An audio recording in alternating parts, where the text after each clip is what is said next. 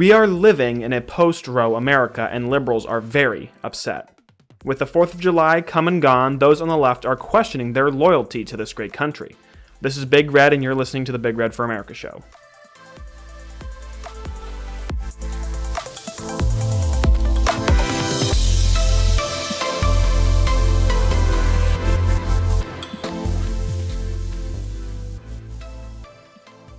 As I've described in other episodes, we've seen the left completely melt down over the end of Roe v. Wade. We've seen protesters outside the Supreme Court for weeks now, protesting the ruling, with even a few arrests, or I guess really show arrests. I think the most comical of these has to be Alexandria Ocasio-Cortez, who was quote-unquote arrested at the Supreme Court building for protesting the overturning of Roe v. Wade. But there was just one problem with that. She was never arrested. In an absolutely hilarious video, she is shown being escorted away by a police officer, which is obviously a political stunt, and she has her hands behind her back like she's been handcuffed. But she raises her fist to the crowd to show her solidarity with the protesters. But wait, she was supposed to be handcuffed. So I love it when political grandstanding goes awry, and it's not just leftist people in Washington that are grandstanding. We see this even with leftist Hollywood as well. They're throwing in their 2 cents. One of the ones is actress Jessica Chastain, who posted a picture on Instagram with her holding up both middle fingers, saying, "Happy Independence Day from me and my reproductive rights," unquote. Which is weird. Are her reproductive rights wishing us a happy Independence Day? Or is she now independent from her reproductive rights because the Supreme Court, quote-unquote, took them away? I guess I really don't know. But regardless, she lives in New York City. Her, quote-unquote, rights aren't going anywhere. And of course she wasn't alone in this. We see singer Katy Perry, who tweeted, quote, "Baby, your firework is a 10. But women in the U.S. have fewer rights than an actual sparkler. Shake my head," unquote. Oh boy. I really love the whole women have less rights than insert random object here. I really love that whole point. So let's see how women match up against sparklers in my home state of Arizona. So if this were true, if women had less rights than a sparkler, they would only be allowed outside between May 4th through 6th, June 24th through July 6th, and December 24th through January 3rd. If a woman was found outside not on these dates, her handler could receive a $1,000 fine, and if she were found on an Indian reservation or any city property, she would also receive a $1,000 fine. So it seems to me like women have a lot more rights than fireworks. But good tweet, Katy Perry. You're hilarious. And she's also joined by drag queen Shea Coulee, who tweeted, quote, "Roe v. Wade being overturned by the Supreme Court is so disgusting. I am so ashamed of the direction that this country is going. This blatant hate for women's rights is so unbelievably concerning and heartbreaking," unquote. And this tweet kind of gets into the main purpose of the show today, is to counter the people who are, if you're upset or embarrassed about being an American after the overturn of Roe v. Wade.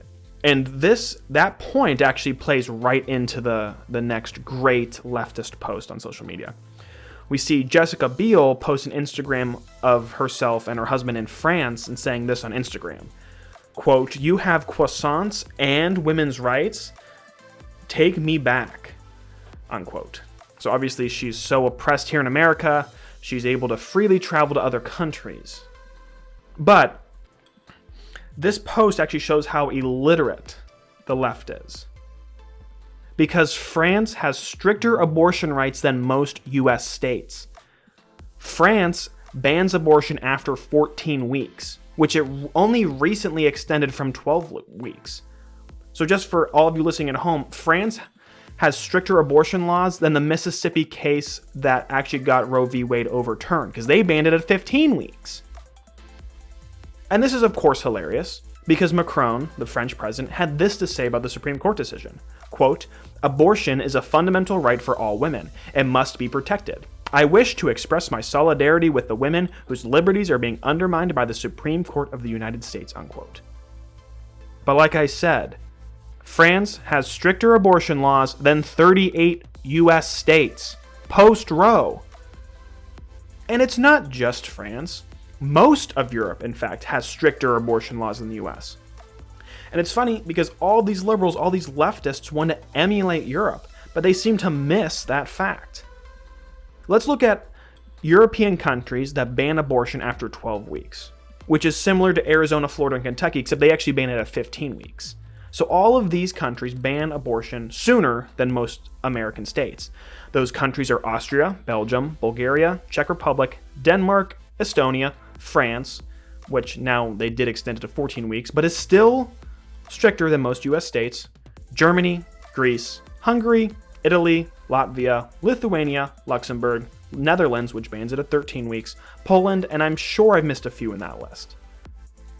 So not only do most European countries ban abortion sooner than the United States, they also have strict requirements that the American left has fought against for decades. For example, in Denmark, abortion must be approved by a committee of 4 people. Imagine the left losing their minds if this law was in place in the United States. This would definitely be considered an undue burden. Denmark also says that the procedure must be performed by a physician in a state or communal hospital or a clinic attached to the hospital, and the left hates this. They've also fought this for years as an undue burden. But it's not just Denmark. We'll take a look at Germany. Germany says the woman must receive proper counseling 3 days before the procedure. The state-regulated counseling is required to inform the woman that the unborn have a right to life and to try to convince her to continue her pregnancy. Wow. Remember that from previous shows, any sort of waiting period is an undue burden. But also, Germany says unborn children have the right to life. Just imagine any sort of US law saying that the unborn have a right to life, and how the radical left would go absolutely crazy. And it doesn't stop there. In Germany, the procedure is not covered by public health insurance except for women with low income. That's crazy. The left is pushing for free abortion, abortion on demand, up to and including the point of birth, but in left-leaning Europe, in left-leaning Germany, the procedure is not covered by public health insurance. And the left wants to emulate this kind of not only style of governance, but healthcare as well. So I just think that's extremely hilarious. And it just shows how little the left understands about the world around us, I guess. But it truly keeps getting better. Let's take a look at Italy. Italy mandates a 1-week reflection period unless there's some sort of urgent situation. Once again, waiting periods that the left hates. Not only that, Italy requires a certificate confirming the pregnancy and its request for termination. These both must be issued by a doctor and signed by the woman and her doctor. And if the woman's under 18, she has to have parental authorization. Everything on this list, the left has fought tooth and nail as an undue burden.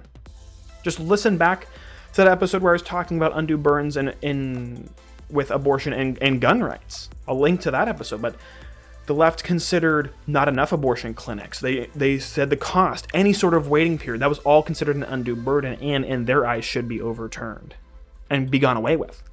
But in Europe, that the left loves and wants to emulate, in many countries has stricter abortion laws than the United States.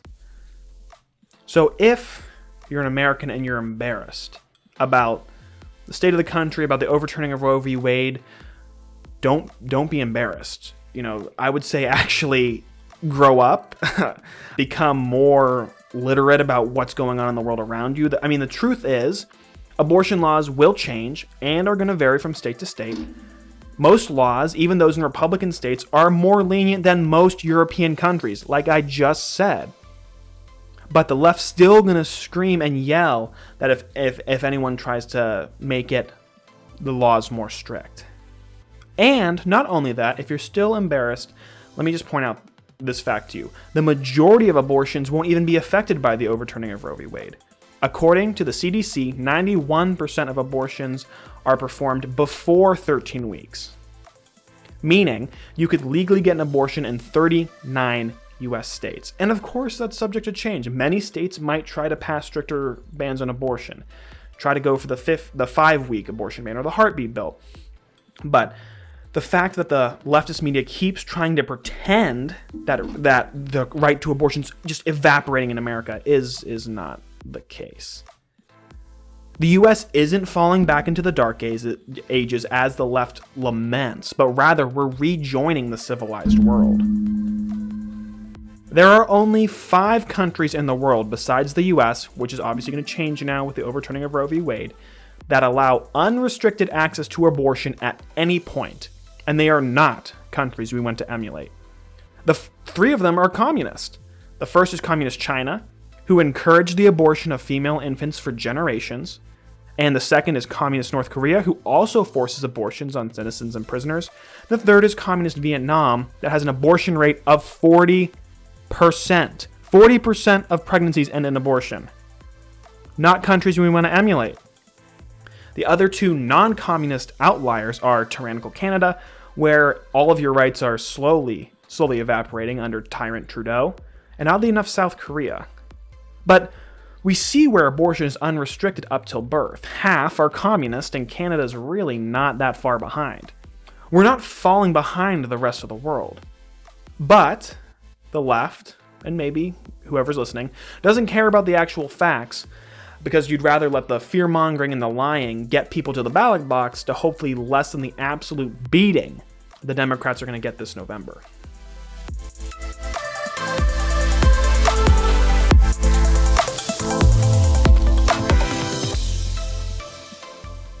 And we've seen this method having some success. We've seen the fear-mongering and the lying have some true success. And one of the most surprising voices was a U.S. servicewoman who was actually questioning her loyalty to the United States due to the overturning of Roe v. Wade. So I want to go through the video that she posted to TikTok and pull apart the logic. Here's the first clip. I just extended my contract to continue serving this country a week ago. How am I supposed to swear to support and defend the Constitution and a country that treats its women like second-class citizens? How am I supposed to do that? How am I supposed to do that with pride? So there are 2 things I want to pull apart here. The first is that I do believe she should be discharged from active military service. I mean, for crying out loud, we discharged personnel who refused to take the COVID vaccine. Are we going to discharge this personnel who is questioning her loyalty to the branch in which she serves? So I totally believe she should be discharged from military service. Not like, you can be discharged with honors or whatever, but she should not be serving on the front lines if she's questioning her loyalty to America. And the second point is that she pretends women are second-class citizens in America. She should absolutely know better, considering she could have been deployed in a place where women actually are treated this way, which is mostly seen in the Middle East. But seriously, how does the U.S. treat women as second-class citizens? Women have the ability to vote in elections and have for over a century. More women obtain college degrees than men. Single women earn more than single men. Nothing about that screams to me that women are second-class citizens. Can you actually give me an example of something a woman can't do that a man can? Oh, wait, they're only second-class citizens because they can't receive an abortion, even though they still can in many U.S. states. So this woman and the left in general boiled down women's rights to just being able to get an abortion, which is incredibly insulting to women and incredibly one-dimensional. Let's take a look at the next clip. How am I supposed to do that with love and honor?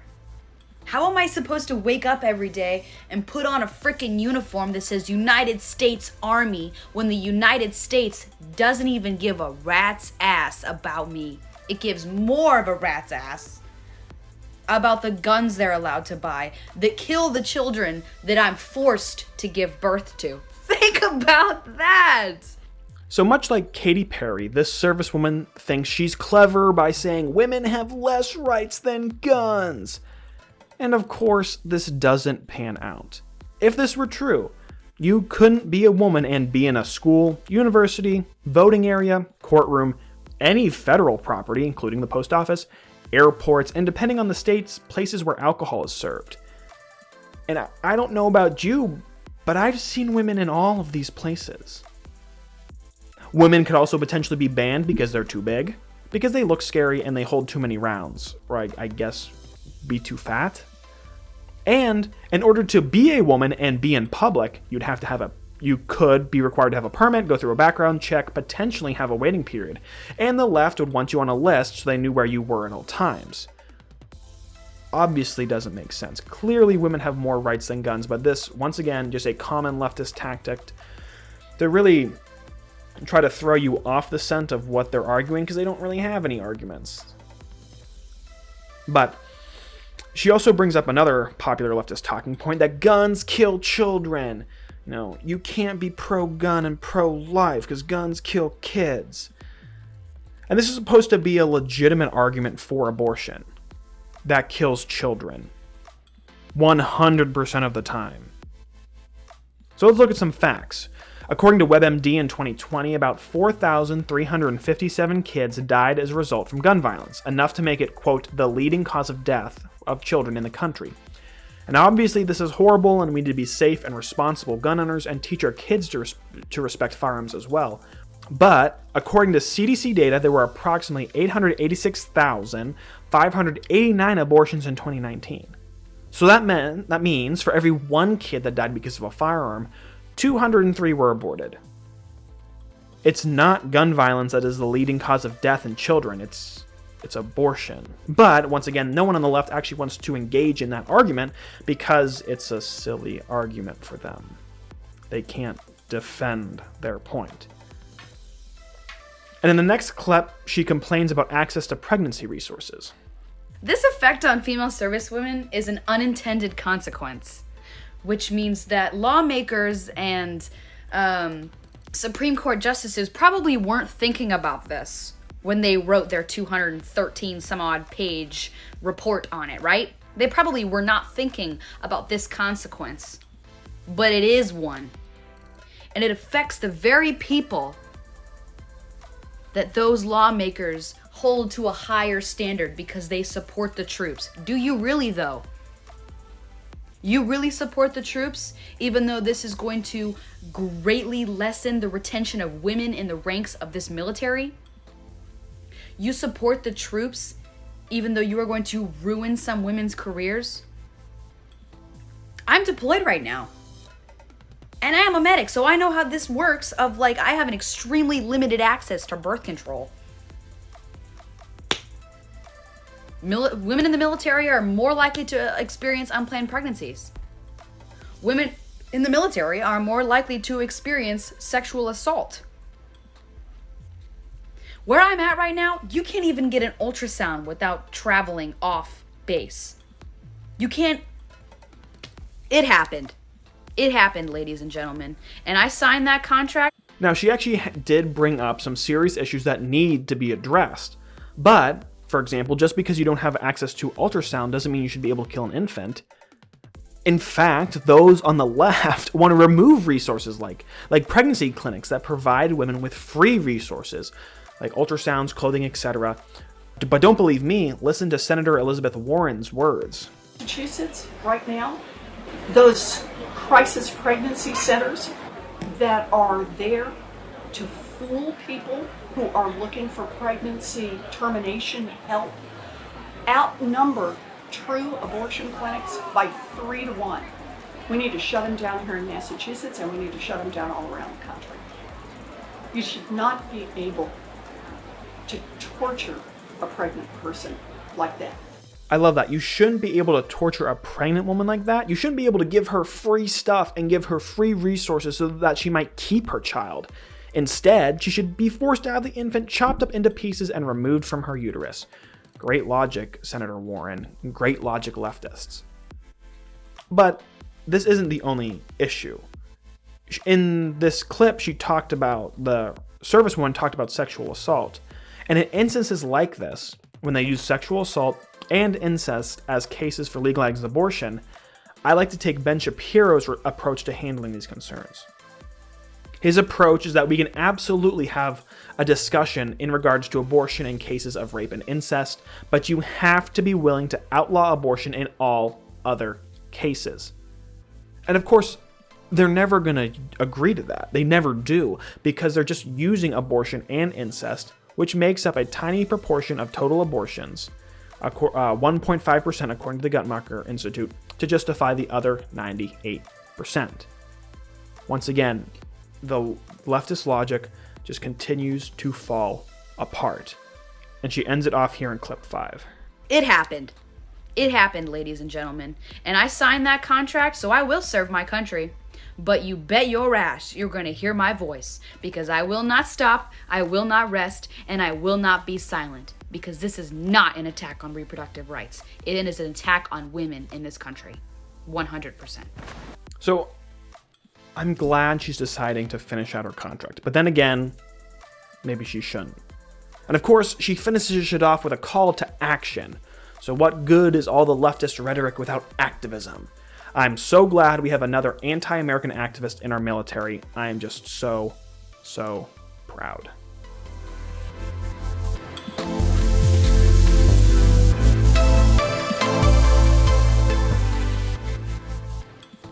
So what are the big red takeaways for this episode? My first one is that if you believe the leftist media, you would think that abortions are going to be banned all over the country, and this simply just isn't the case. Even in quote-unquote red states, their abortion laws are more lenient than most of Europe. But this shows the power of the leftist media and how big bullies they are. You know, they're completely skewing the facts and just trying to drum up hatred and drama to hopefully protect the Democrats a little bit this coming midterms. The next big red takeaway is that all the leftist talking points about abortion can easily be debunked, as I've done across several different episodes now. And the final big red takeaway is that we need to retake control of the abortion argument.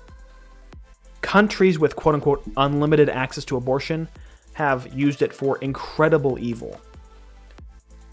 Also, the abortion laws are going to vary from state to state, with most states being more lenient than those of Europe. We need to attack these flawed arguments hard to keep the independents on our side. So this is Big Red signing off for the Big Red for America show. See you all next time.